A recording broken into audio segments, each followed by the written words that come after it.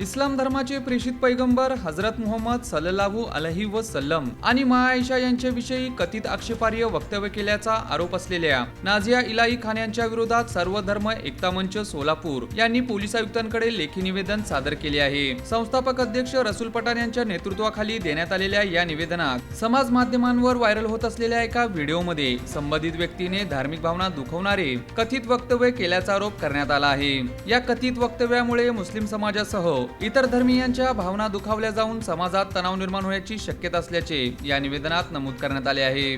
या निवेदनात भारतीय राज्यघटनेतील धर्म स्वातंत्र्य आणि अभिव्यक्ती स्वातंत्र्याचा उल्लेख करत सार्वजनिक सुव्यवस्था व धार्मिक सलोखा अबाधित राखण्यासाठी प्रकरणाची कायदेशीर चौकशी होणे आवश्यक असल्याचे म्हटले आहे। तसेच प्रथमदर्शनी गुन्हा आढळल्यास भारतीय न्याय संहितेतील लागू तरतुदीनुसार एफआयआर दाखल करून निष्पक्ष तपास करण्याची मागणी यावेळी करण्यात आली। या निवेदनाप्रसंगी दास शेळके, विजयकुमार हत्तुरे, राज सलगर, सकलेश बाबुळगावकर, रसूल पठाण, विलास कटकधोंड आदी उपस्थित होते।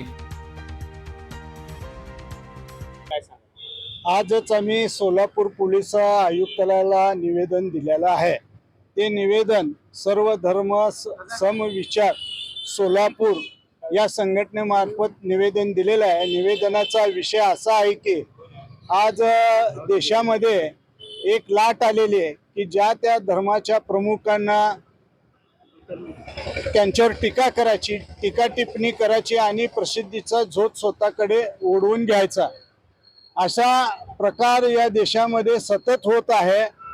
तरी सुद्धा लोकांनी स्वतःच्या भावनेवर कंट्रोल ठेवून या शांतता व सुव्यवस्था ठेवण्याचा प्रयत्न केलेला आहे। परंतु हे किती दिवस चालणार? कारण ह्याच्या अगोदर बागेश्वर बाबा नामक व्यक्तीने छत्रपती शिवाजी महाराजांच्या बाबतीत असं वेडवाकडं वक्तव्य केलं, महात्मा ज्योतिबा फुलेंच्या बाबतीत वेडवाकडं केलं, डॉक्टर बाबासाहेब आंबेडकरांच्या वर पण एखादा कुठला तर उठतो आणि काय तरी बोलतो। म्हणजे या सतत कुणीतरी 1-2-3 महिने गेले की काय ना काय तरी असं वादग्रस्त वक्तव्य करायचं आणि शांतता व सुव्यवस्थेला धोका निर्माण करायचा। आणि प्रत्येक ठिकाणी लोक निवेदन देतात, तक्रार देतात, तक्रार घेतात, निवेदन घेतात, ते पुढे काय करतात आम्हाला माहित नाही। कारण हे वाचाळवीरांची संख्या वाढायला लागली। तेव्हा शासनाला आमची विनंती आहे की अशा वाचाळवीरांच्यावर कडक निर्बंध घालावेत आणि त्यांना कशी शिक्षा लागेल अशा पद्धतीनं ती केस कागदपत्री व्यवस्थित करून पाठवून द्यावी।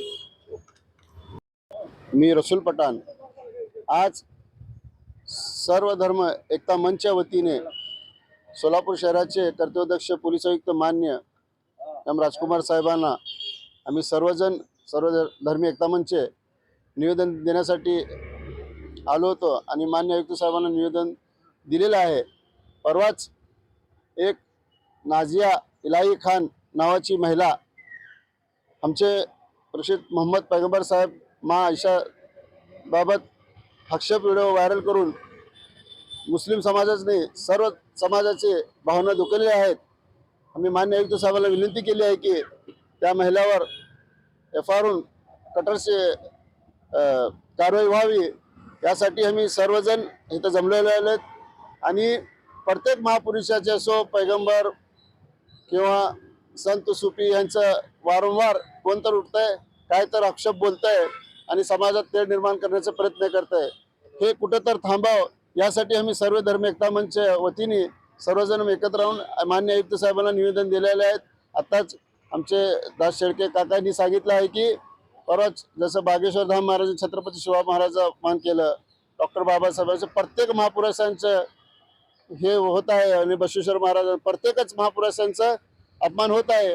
त्यासाठी त्यांना कठोर शासन व्हावं, कुठं तर कायद्याची जरब बसावी, यासाठी आम्ही मान्य आयुक्त साहेबांना निवेदन दिलेलं आहे। मी विजयकुमार हत्तुरे, कार्याध्यक्ष जागतिक लिंगायत महासभा। आज पोलीस आयुक्तांकडे आम्ही सर्व धर्मीय प्रतिनिधी मिळून कलकत्ता येथील एक महिलेने मुस्लिम धर्मगुरू पैगंबर यांच्याबद्दल अपशब्द काढले होते, त्याचा निषेध म्हणून आज आम्ही इथं पत्र दिलेलं आहे। कारण देशामध्ये मोदी सरकार आल्यापासून या जातीवादाला खतपाणी जास्त मिळालेलं आहे आणि आमच्या ह्या भावना पोलीस आयुक्तांच्या माध्यमातून की केंद्र सरकारलाही पोहोचलं पाहिजे। इथे कलकत्तात कुठे असेल ती महिला, तिच्यावर एफआयआर दाखल होणं गरजेचं आहे। कारण अशा लोकांवर जर तुम्ही कारवाई करत नसेल तर हा जाती उन्माद भविष्यात वाढत जाणार आहे. आता कर्नाटकमध्ये सुद्धा कणेरी महाराज एक संधी साधू महाराज आहे. तो बसव अनुयायांना बसव तालिबान म्हणून संबोधलं गेलं आणि मोठ्या प्रमाणात तिथं आंदोलन झालं. अशा काय घटना महाराष्ट्र सुद्धा घडत आहेत. याचं कुठंतरी पायबंद घातलं पाहिजे म्हणून आज सर्व धर्म एकत्रित येऊन सोलापूर शहरातील एकात्मक आपलं शहर आहे, शांततेचं हे शहर आहे. आम्ही एक मेसेज देत आहे की ह्या देशाला की आपण शासनाने याच्यावर कठोर कारवाई करावे, अन्यथा पुढील काही जर घटना घडल्यास त्याला शासन हे जबाबदार आहे.